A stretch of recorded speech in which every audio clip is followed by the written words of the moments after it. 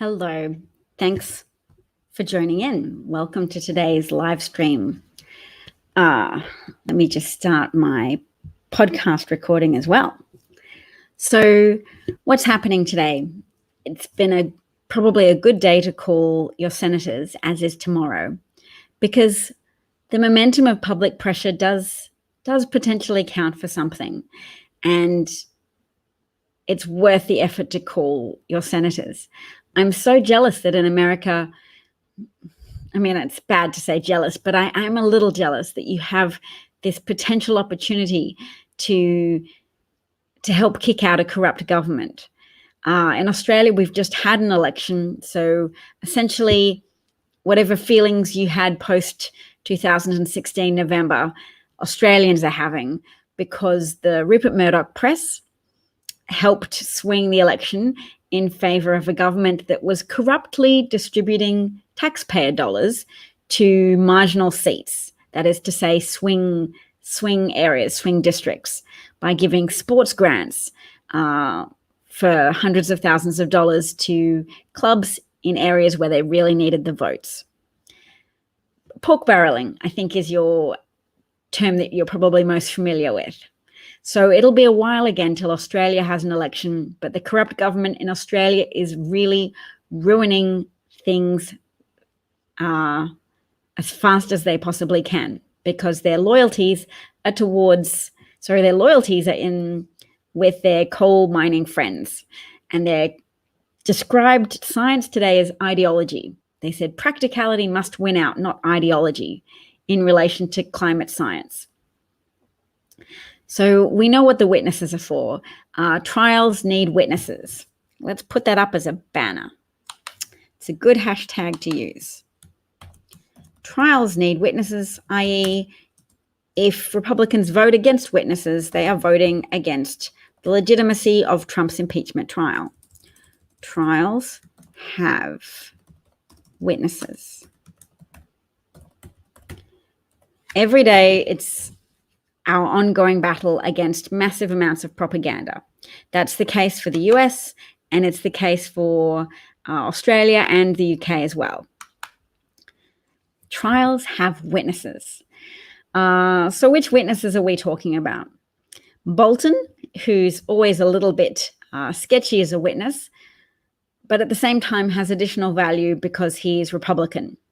I mean, he's corrupt as well. He employed Cambridge Analytica and worked with them, and they are involved in the wholesale destruction of democracy in all areas of the world, not just in Western democracies, but they've been experimenting with how best to sabotage democratic processes across the globe in various African nations, in subcontinental Indian nations, lots of different places. The Cambridge Analytica folk have been working on their cyber warfare techniques, their psychological manipulation operations, to try and best subvert public opinion and to manipulate it into the public voting against their own interests and voting for whichever political party has paid Cambridge Analytica.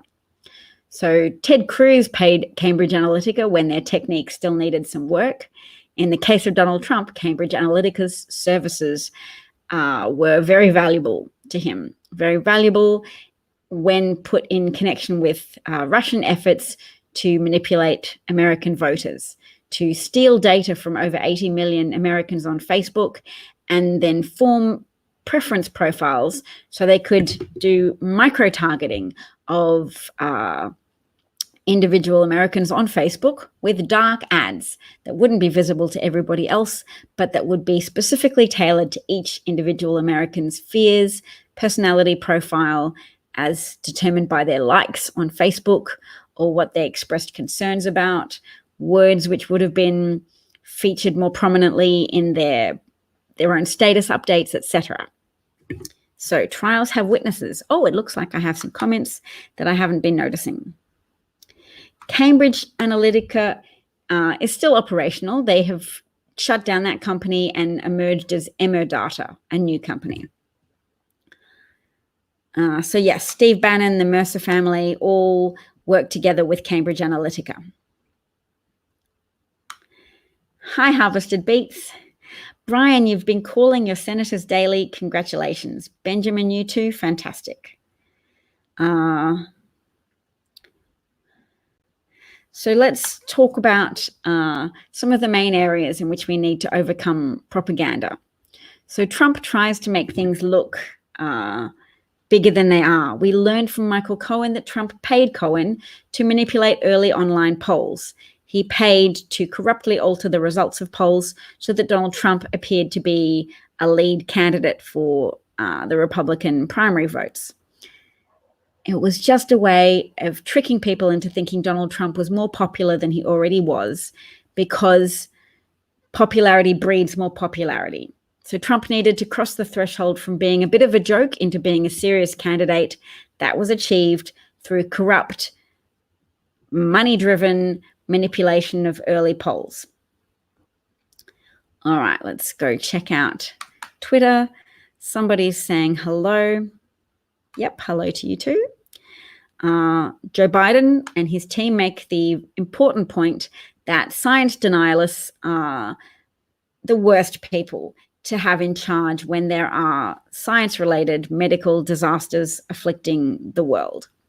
So yes, global health challenge, the novel coronavirus that's possibly present in all Chinese districts, we don't know, that appears to have an extended incubation period, which means, an extended asymptomatic incubation period. So humans can be carrying the virus before exhibiting any symptoms. So they might be unaware, but are still capable of transmitting the virus prior to overt expression of symptoms, which means it's quite difficult to contain it. Obviously, we've got modern technology.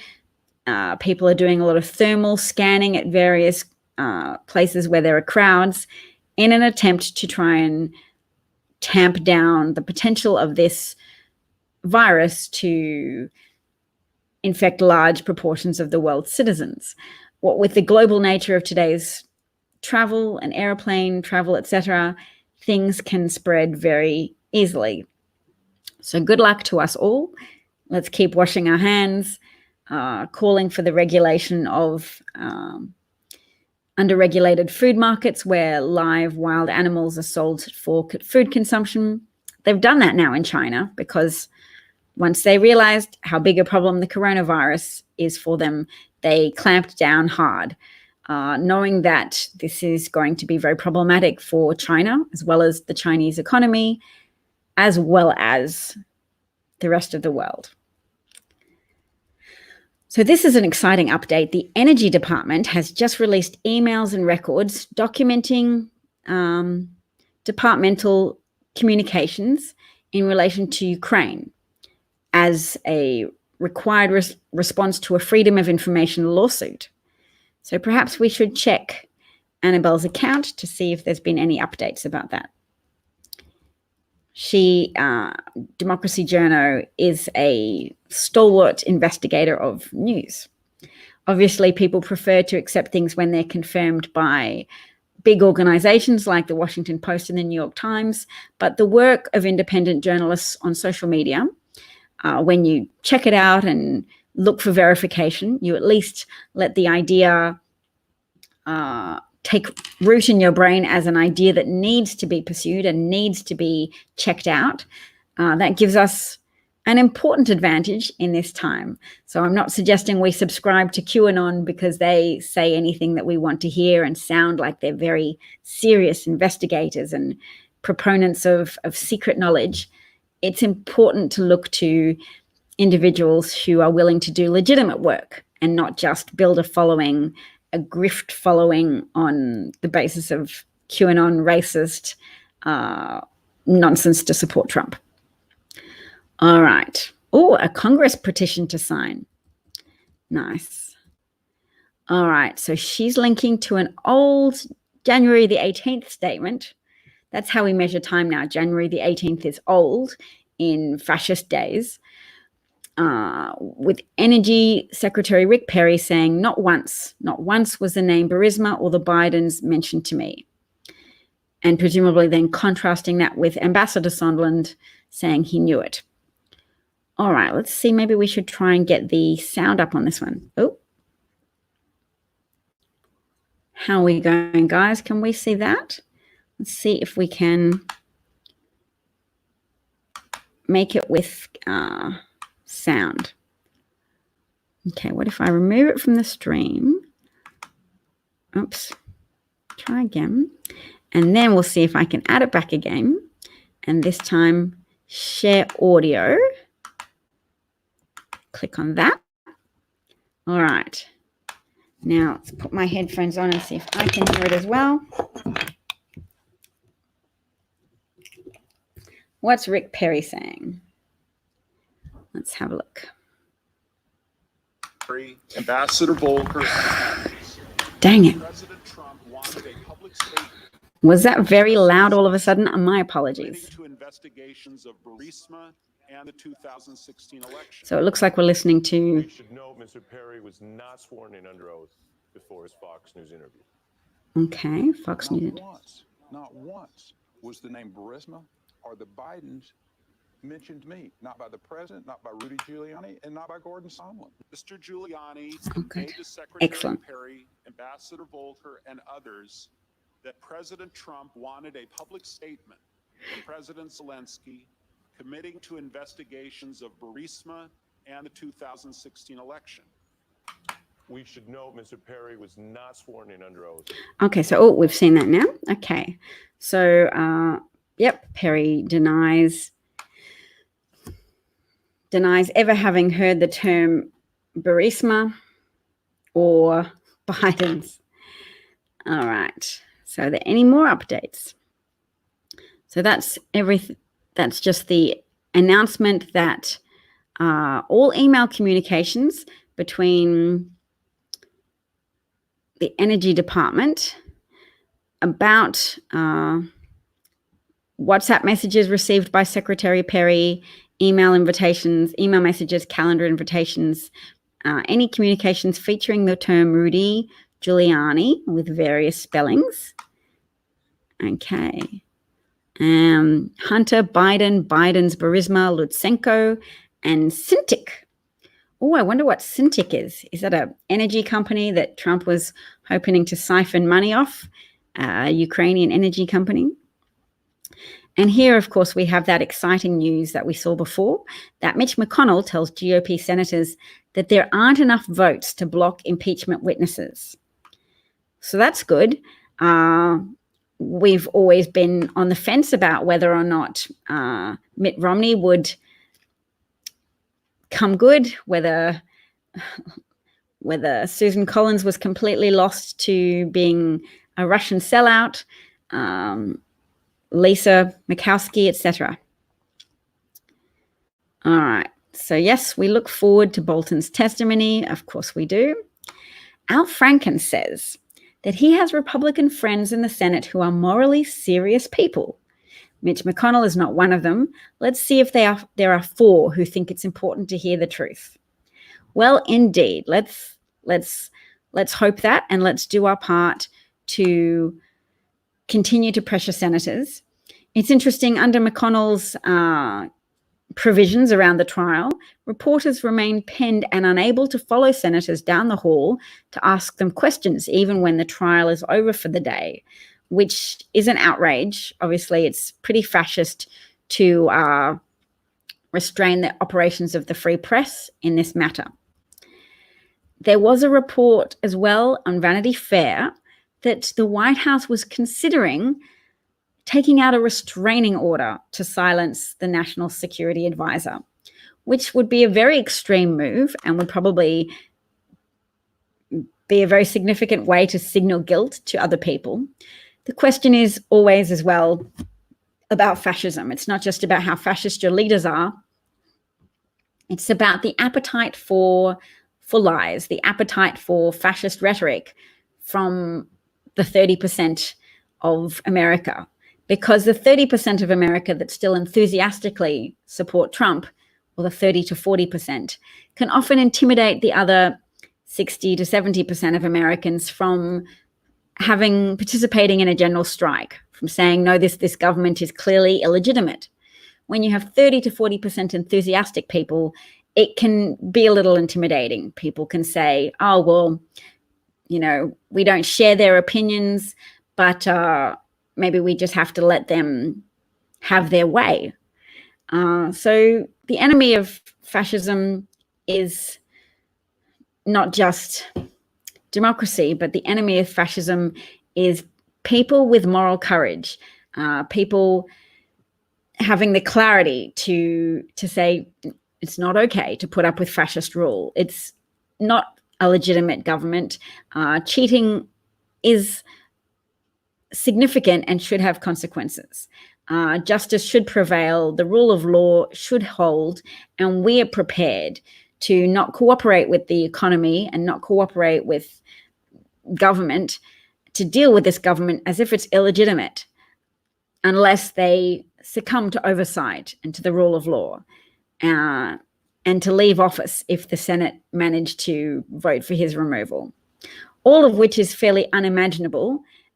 Trump is unlikely to accept a request to leave office.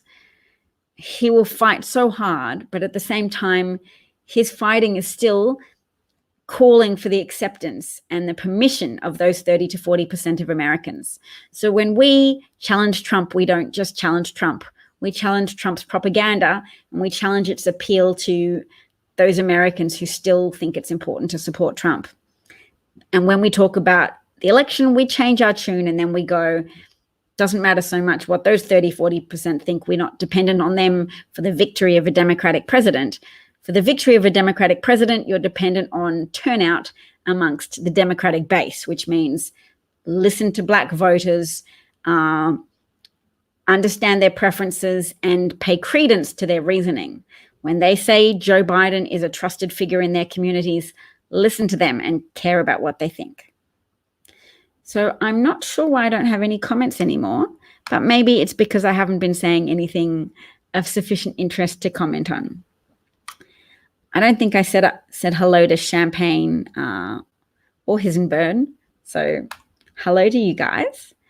Let's see if I can put up another banner. This is the banner I'll put up, fairfight.com, which is the Stacey Abrams-led charity to an advocacy group to improve the chances of allowing African Americans to vote, to challenge the various moves to disenfranchise African American voters, which is what the GOP has been doing quite successfully for a while, and ramping up their efforts in this department, because it's a very safe bet for them that if they restrict the abilities of African Americans to vote, then they are reducing the Democratic vote. It's a calculation that they've made and that they are safe to make. Messing with African Americans means increasing their own chances of staying in power.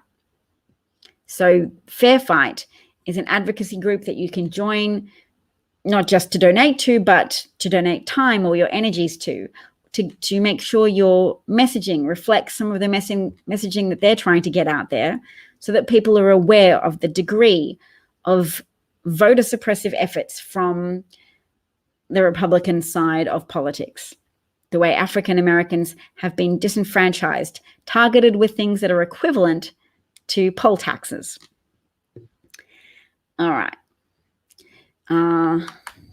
Is there anything else that we need to cover?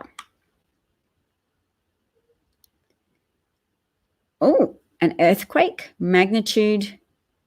Oh, no, not an earthquake. A tsunami warning has been issued for Jamaica, Cuba, and the Cayman Islands after a 7.3 earthquake hit the island of Jamaica.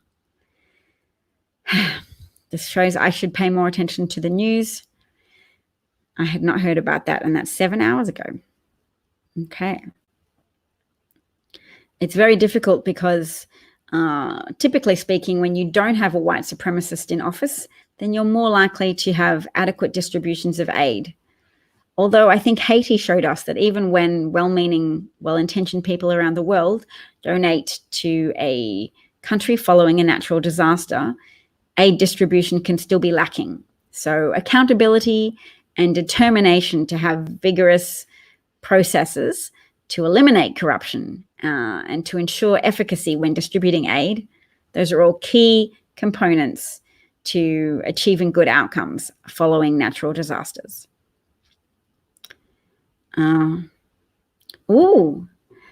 Someone's written an article suggest for justsecurity.org, and they're reputable. Ryan Goodman saying, if the White House went to court claiming executive privilege, they could very well end up with a federal court quickly deciding the president's actions involve crimes. And it's hard to come back from that. Even if you appeal and it goes to the Supreme Court, where you've stacked it with your rapist friends, Brett Kavanaugh, and as well as Gorsuch, then you could get the Supreme Court saying, no, we'll overturn that ruling. Trump could never commit any crime. He's our mob boss, and we don't offend him, and we don't allow his convictions to stand. Being convicted in a federal court, or at least having a judgment against you in federal court that your actions involve crimes, it wouldn't be great for your re-election prospects.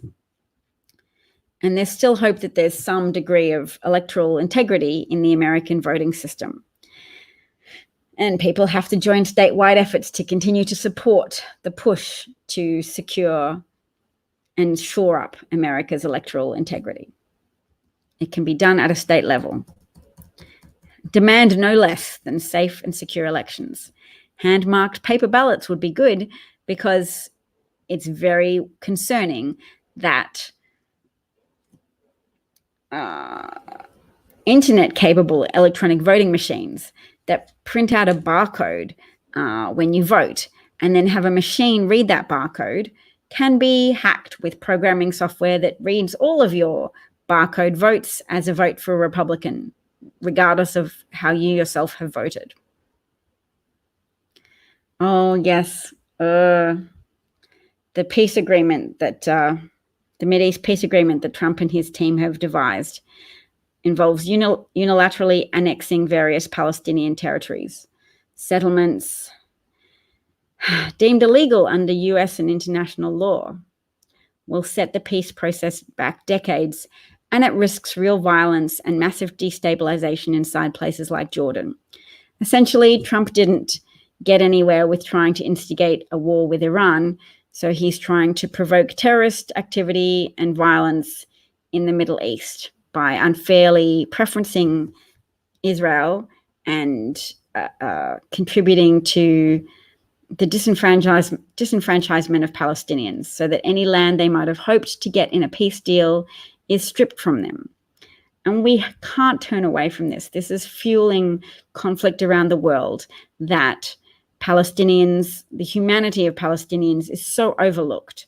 Their human rights, their land rights, etc., is all as of nothing to us in a general sense, that we discuss history and the Holocaust, but we allow that to overshadow the plight of Palestinian people, who are people who deserve not to live in extremely oppressive circumstances, who deserve not to have their economy and their areas of land embargoed for decades without significant international consequence.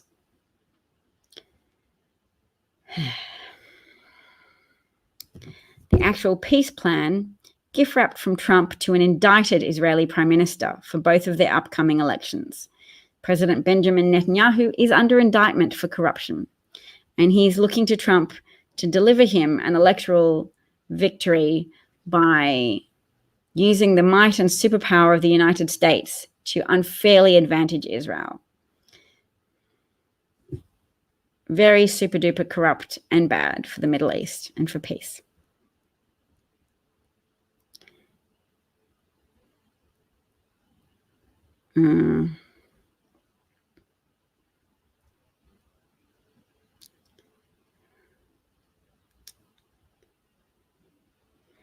Yep, I don't even want to talk about those chaps right now, so I will close that screen.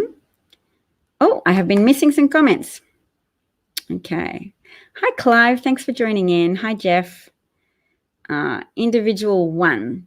Yes, unindicted co-conspirator individual 1. Harvested Beat says there's no hope in changing your senators' minds. Cronin and Cruz. Who's Cronin?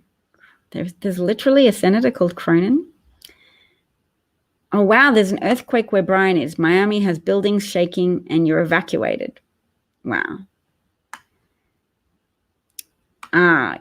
Brian's senators are Scott and Rubio.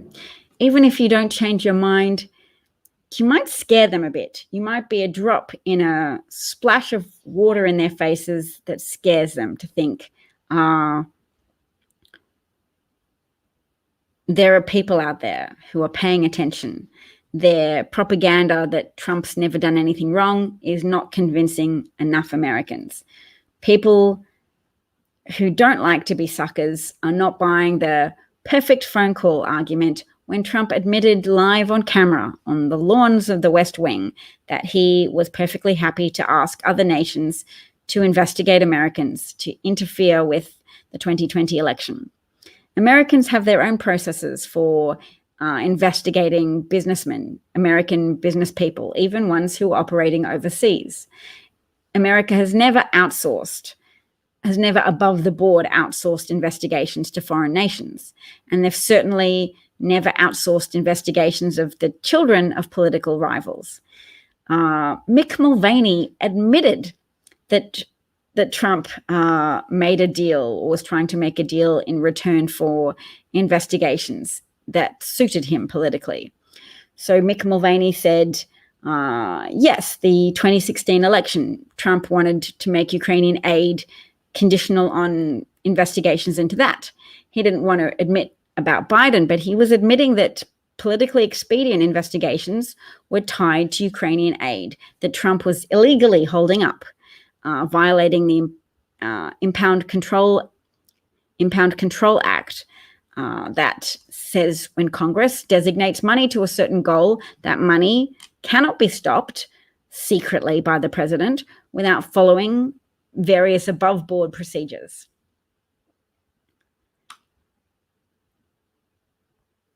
New comments. Senator Corrin. Well, yes, that makes sense. Oh, and I have two more Patreons that I need to thank. If you're keen to be thanked personally, I will do so. But if not, then I will refrain from calling people out by name. But I just did want to thank very much the two people who signed up in the recent few days to basically sponsor my approach to media. That is to say, to deliver it myself, to try and be of use with unpacking the narratives that Trump and co are selling so we can find good ways, efficacious ways to counter those narratives. So Trump and co love to feed in to a culture war narrative where they say the elite look down on you, they despise you, and they despise workers, and they're not there to look out for your needs. And Bernie Sanders also does the same thing. I'm the only person who can listen to workers. Now, at least Bernie Sanders is feeding off an appetite for change to move a bit more towards social support, towards stabilizing communities by not just letting corporations have their way with the American people. Because the political pendulum has swung too far towards the side of unregulated corporate behavior because of the Citizens United decision in 2010 by the Supreme Court that allowed unlimited amounts of money from corporations to go to super PACs, to pay for advertisements, to influence elections, to buy themselves more power over your lives. It's not just power in a vacuum, to buy themselves power over the lives of American individuals, American families, and American communities. So if the water of Flint, Michigan has increased in toxicity, it's not obviously to do with a corporation, but it's to do with corporate style anti-humanistic thinking by leaders in that state, in Michigan, thinking to save money without putting the energy into sort of a more government regulation style approach of thinking more holistically and thinking about what the pipes were made of, what the differential acidity levels would be between swapping from a lake to a river with higher acidity and higher bacterial content. So they had to add more chlorine to the water supplying Flint, Michigan. And that chlorine combined with other chemicals to make the water more corrosive and strip lead from the pipes. So water engineers did not make the proper considerations or calculations when the local government of Flint, Michigan made the decision to save money and switch water sources, so that they didn't have to buy water from a lake in Detroit? I don't know, but I do know that the recorded instances of behavioral problems and diagnosed behavioral conditions and developmental problems have gone up by over 50% in Flint, Michigan. Unsurprising, because when you poison children, it affects their brains, and that affects their capacity to learn and affects their behavior, and has a lot of obviously deleterious effects for children living in those communities. And I say those communities plural because there are hundreds of communities around the US that don't have access to drinking water with safe levels of neurotoxins. They have unsafe levels of neurotoxins. So children are being too exposed to polluted water and to polluted air as a consequence of the under-regulation of corporate behavior in the US. So too much exposure to neurotoxins in industrial byproducts, too much exposure to fine particulate matter from coal mines, etc.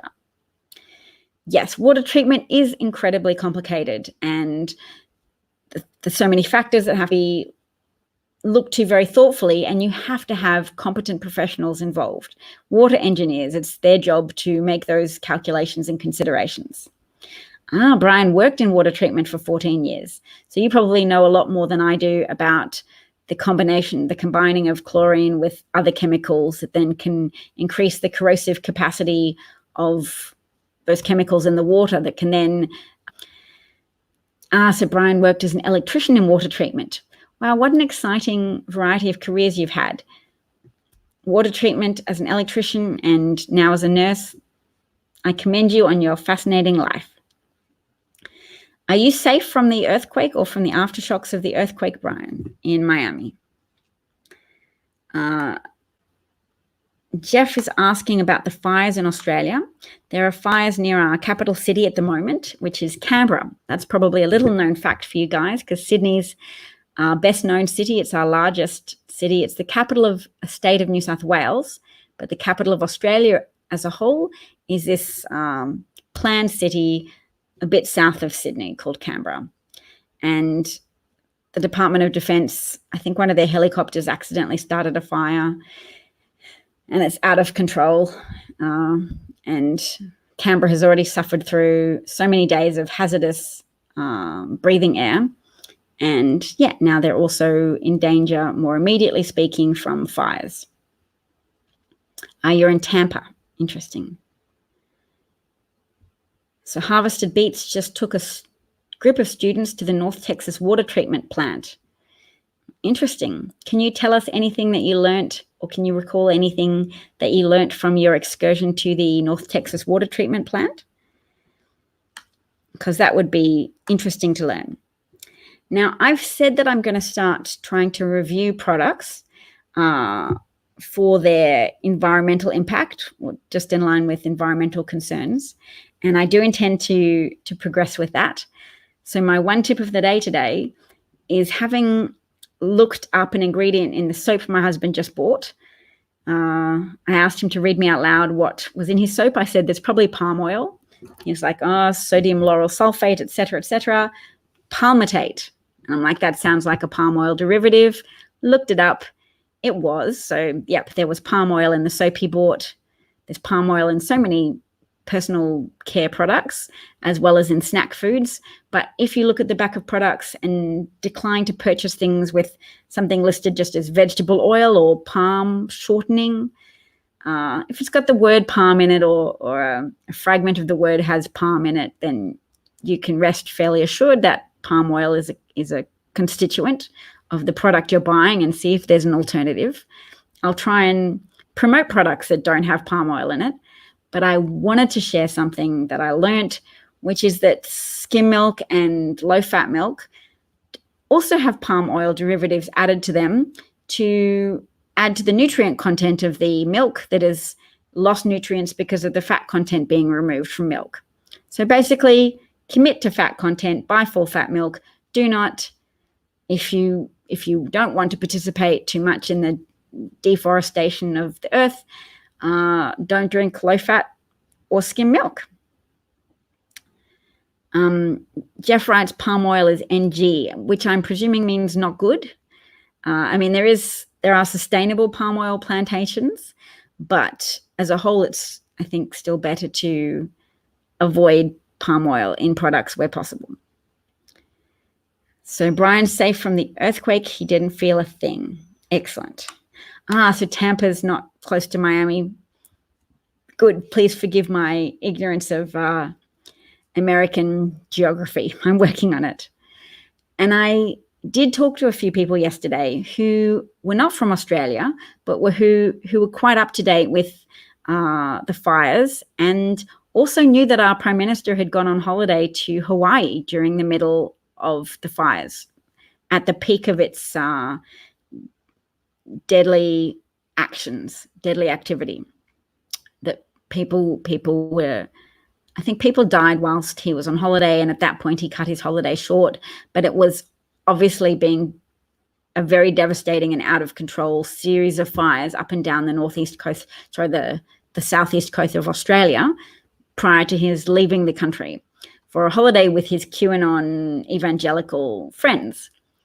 So the fact that other people from other countries, somebody from South Africa and somebody from an Asian country, knew about that detail of our Prime Minister abandoning our country to go on holiday, and that was part of his behavioral trajectory of ignoring the severity of the problem and trying to minimize it. They knew that, and it really touched me that they had that awareness, which made me appreciate some of the value of what I'm doing, which is to say I'm assuring Americans that there are people around the world paying attention to the gravity of what's happening in America, the destruction being wreaked upon your system of democracy, and that I care and that I'm invested in finding ways to help restore your democratic standards as well. And that I'm sorry that Rupert Murdoch exists, and that Rupert Murdoch, a former Australian citizen, now an American citizen, has contributed so much to the destruction of your political lives, as well as just poisoning the mind of so many of your citizens. That Rupert Murdoch, who owns and runs Fox News, has just delivered so much disinformation and carefully cultivated hatred to those credulous people who watch it. And it's very popular. It's increasingly popular. Yes, so I never knew they added palm oil. So they're not directly adding palm oil. It's a palm oil derivative called palmitate. Palmitate, I believe. Let's see if I can look it up and add a link.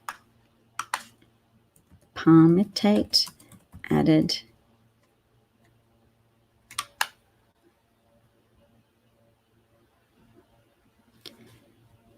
Yep, palmitic acid, a 16-carbon saturated fatty acid, which is the major fatty acid found in palm oil. So the palmitic acid is attached to the alcohol form of vitamin A, called retinol, to make vitamin A stable in milk. So because they've removed the vitamin A by removing the fat in milk, okay, so here we go. I've got a link now. And just think about how much skim milk is sold. Palmitate. I hope I'm pronouncing that correctly. I could add it to a banner as well.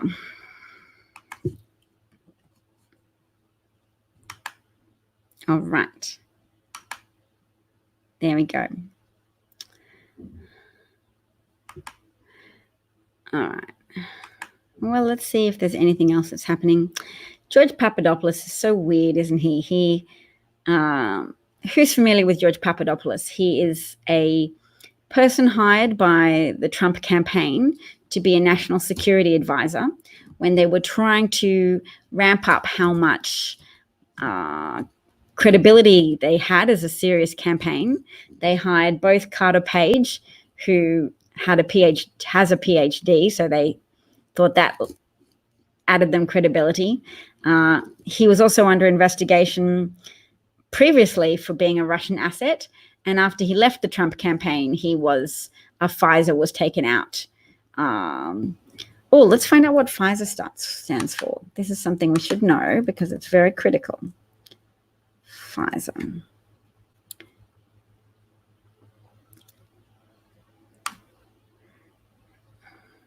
Foreign Intelligence Surveillance Act. Okay, so 2 Foreign Intelligence Surveillance Act warrants have recently been declared invalid because of paperwork mishaps. And that's occurred after Barr has, made sure that it was all investigated with a fine-tooth comb because he wanted to delegitimize the investigation into Trump and his Russian connections.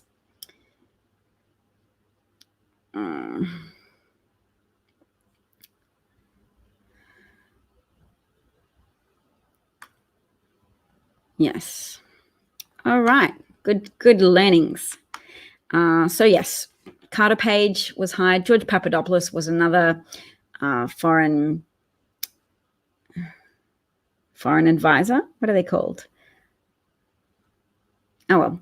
In any case, George Papadopoulos, a young man who had worked with Ben Carson on his campaign. So he's co-opted by the Trump campaign, and he gets drunk in a London bar and reveals to the Australian ambassador to England, Alexander Downer, that he knows that Russians have been able to successfully hack the email accounts of the Democratic National Committee. So Russians have access to emails. And when Russians have access to emails, they can release parts of them through WikiLeaks, and they can just add parts in as well. And the validity of it won't be questioned that much because they know it excites people to have access to hidden things. People obviously weren't given access to people's private emails. So when someone's private emails are leaked, that naturally generates an appetite for hearing, and that appetite, when enthusiastic, is going to lack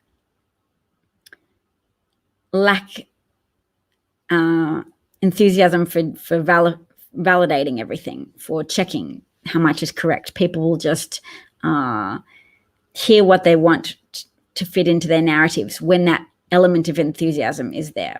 And that enthusiasm arises from drawing back the veil over something which was not public. Making something that was private public attaches enough public enthusiasm and interest to mean you can get away with lying and faking some of the content.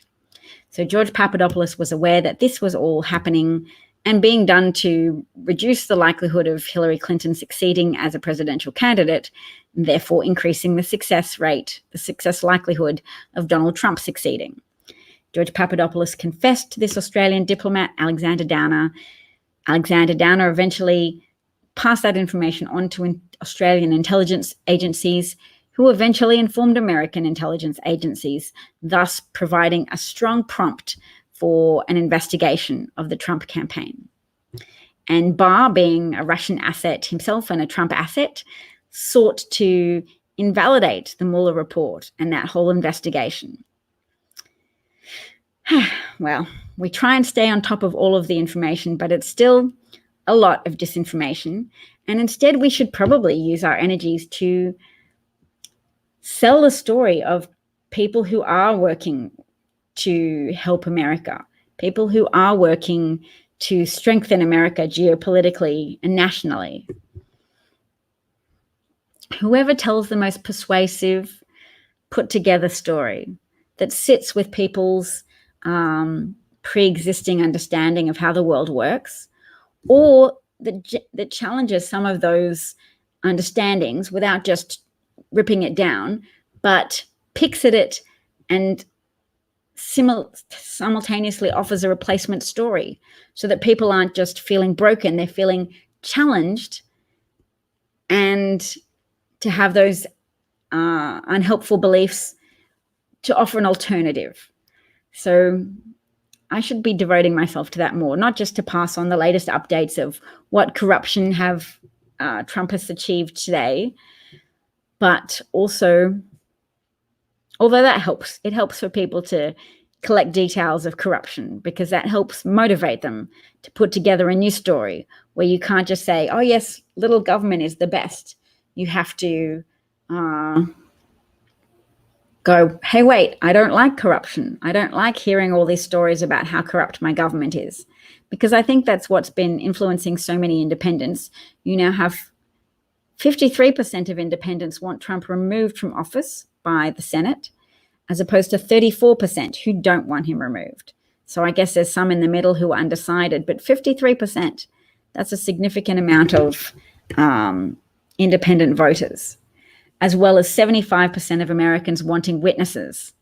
Presumably some of that number is MAGA folk who are like, yes, we want witnesses because we want Hunter Biden to go up there because he's the worst. Hello, side note, MAGA folk. The whatever fake crimes you want to attribute to Hunter Biden or Joe Biden in no way exonerate Trump from the very real crimes that he has committed and admitted to of subverting the separation of power, of stealing power from Congress by trying to control those funds himself when it's the legislative branch that has the power of the purse. Trump stole power from Congress.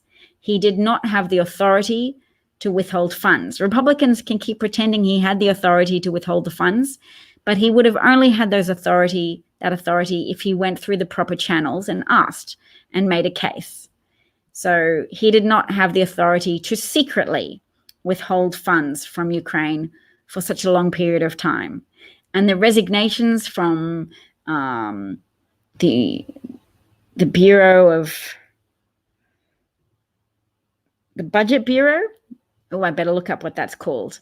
2 people resigned. The testimony of various government officials, Fiona Hill, David Holmes, Alexander Vindman, all speak to the covert way in which Trump and his gang of co-conspirators went about trying to hide their activity, pursue a shadow foreign policy that involved stealing power from Congress and misusing taxpayer funds to extort an American ally into helping Trump cheat on an election.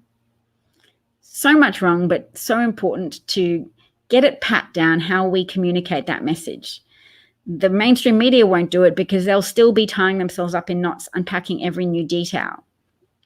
Yes, it's important that Bolton's book contradicts the president's account of what happened, but we have to be like Maisie Williams, the character of Arya in Game of Thrones, to go back and recite the crimes over and over again for reinforcement, to combat propaganda.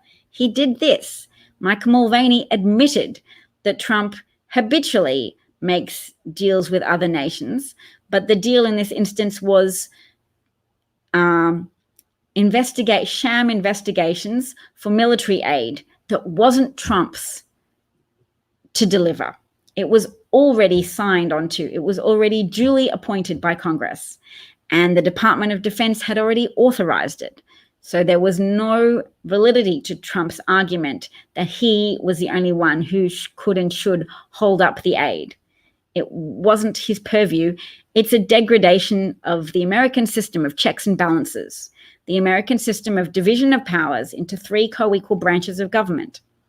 There's not enough emphasis put on that, as far as I can see, and I just trying to not bring sexy back, bring separation of powers back. Bring emphasis on the separation of powers back, because Trump stole power from Congress.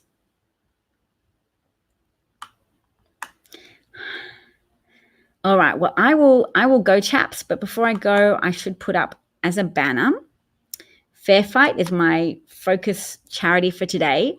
Doesn't just ask for money, it asks for involvement. So you can choose to donate nothing to Fair Fight. You could just look up their website and align yourself with what they're explaining to you, the extent and nature of the voter suppression activities against various Americans, and how to combat that, and their plans for combating that, which is so important because there's a synergy in collective action.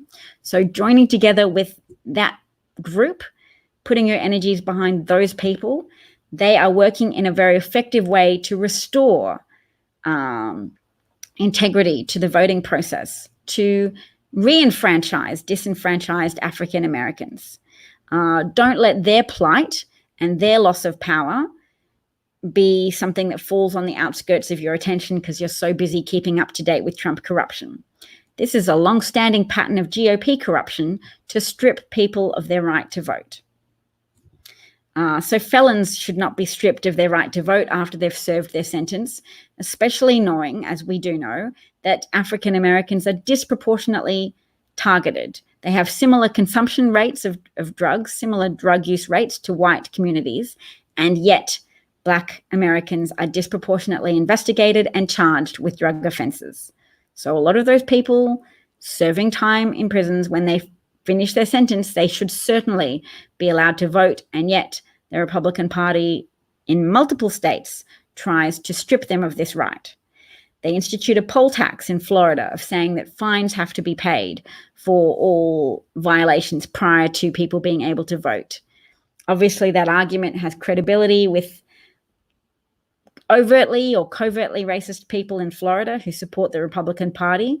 Like, yes, of course, why not withhold voting rights until fines have been paid? Responsible people should pay fines.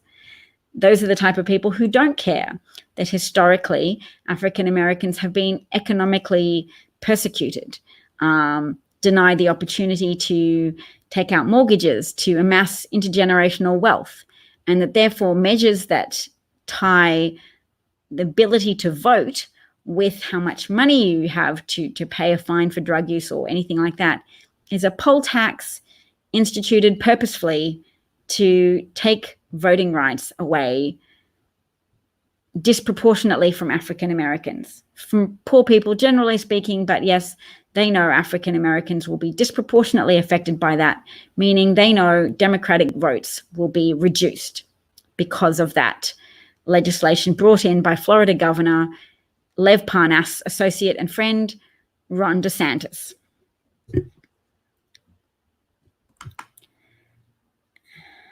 Yes, I would believe you that there are lots of racists in Florida. I hear news stories about this sometime. So yes, thank you to my Patreons. Bless you. If you haven't signed up for my YouTube channel, that's the name of it. If you have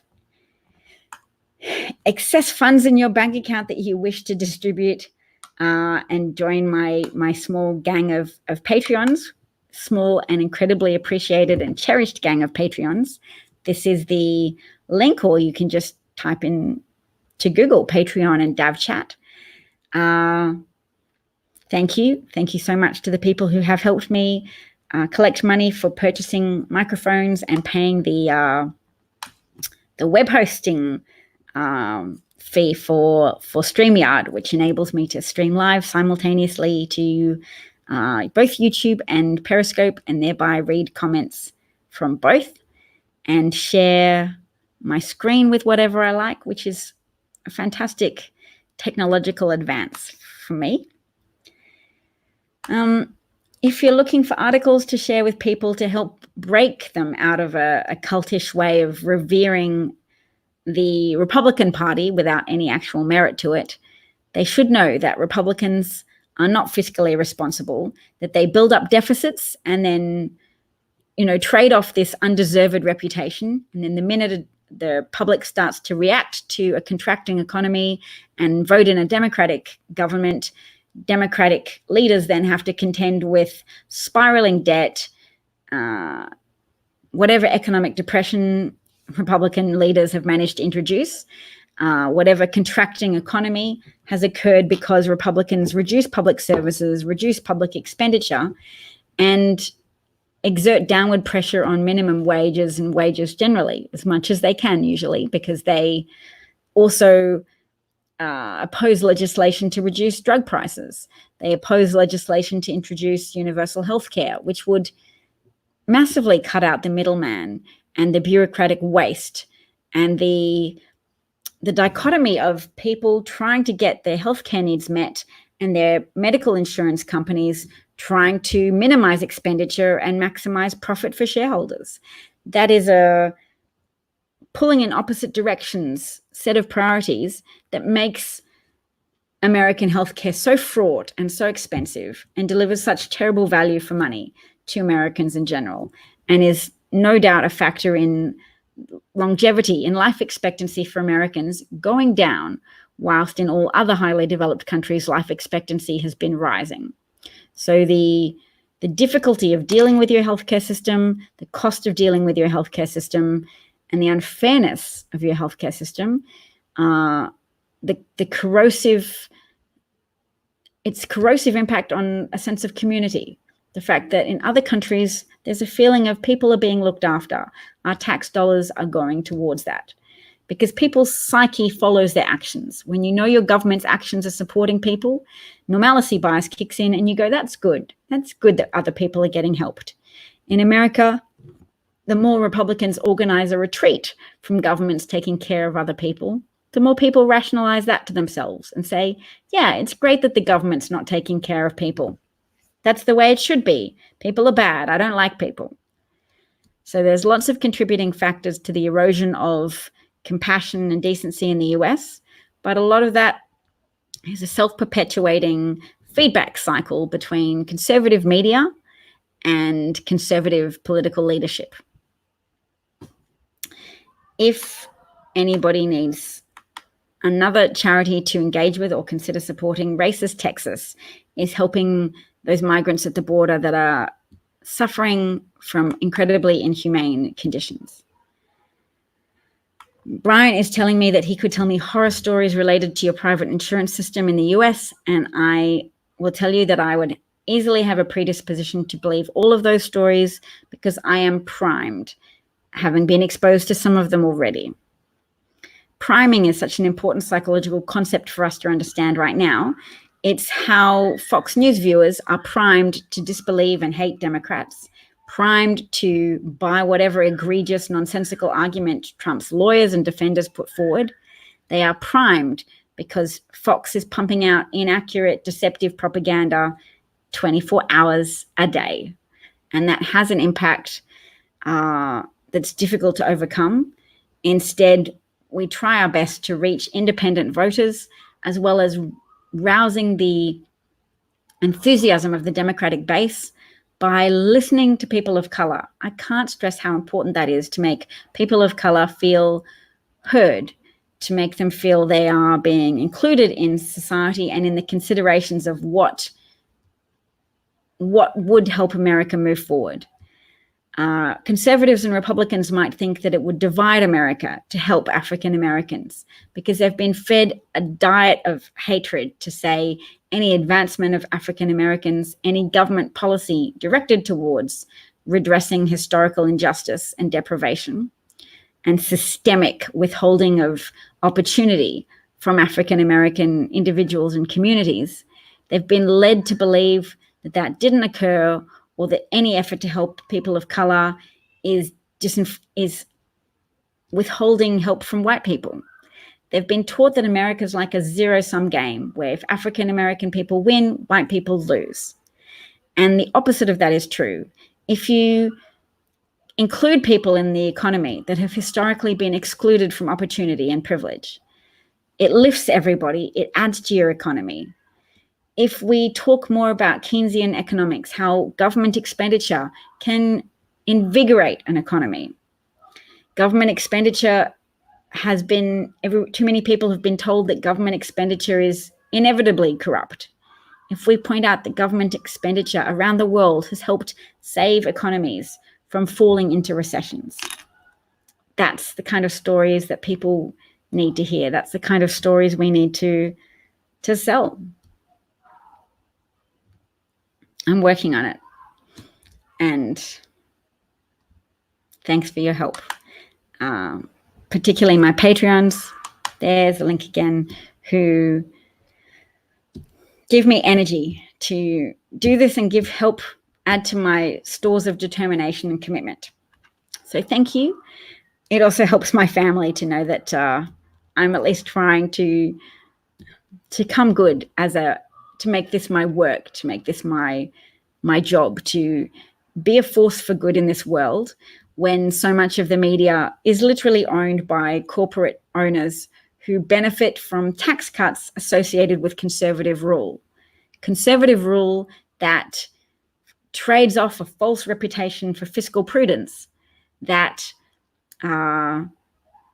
relies on citizens who don't look into things, citizens who will just vote on their impression of Republicans as being people who care about economies, who care about jobs.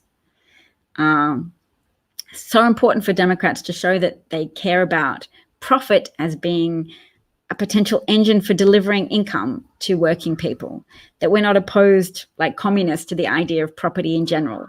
We have a mix in America and Australia of public and private enterprise, but that if you throw the baby out with the bathwater, if you say public enterprise is wrong, government expenditure is inherently corrupt, if you listen to Republicans as if they're the only guardians of decency and financial management, then you jeopardize your economy. Then you have Bush throwing your young to the dogs of war. You have Bush throwing trillions of your public expenditure to war because all of these fiscally conservative Republicans feel that the well is endless if the subject is war, because they are there to conserve what you have. And the people who have things historically in the US is white people. So they're there to conserve the status quo, and people who think conservatively often get unsettled by people who talk about expanding the status quo to include more opportunities for African Americans, to redress historical disadvantage and move everybody forwards. We can't be like the Who Moved My Cheese. That's the title of a self-help book from the 1990s, I think. So that might not resonate with any or many people. I'll better stop talking and go, but it's been great chatting today. All the best, everyone, and talk to you again another time soon. Bye. You're welcome, Brian. And anytime you want to be interviewed, you could call in if you just want your voice to be heard, or you could share a screen with me if you're that way inclined. And I'd be happy to talk to you about horror stories from the private insurance system, just to help add to the determination amongst American society to not stand anymore for being so taken advantage of by politicians who've promoted a private healthcare system instead of, as in the rest of the modern world, a more equitable and more efficient universal healthcare system. Awesome. That's great. Direct message me and we'll organize a time. Fantastic. Bye. Thanks, everyone.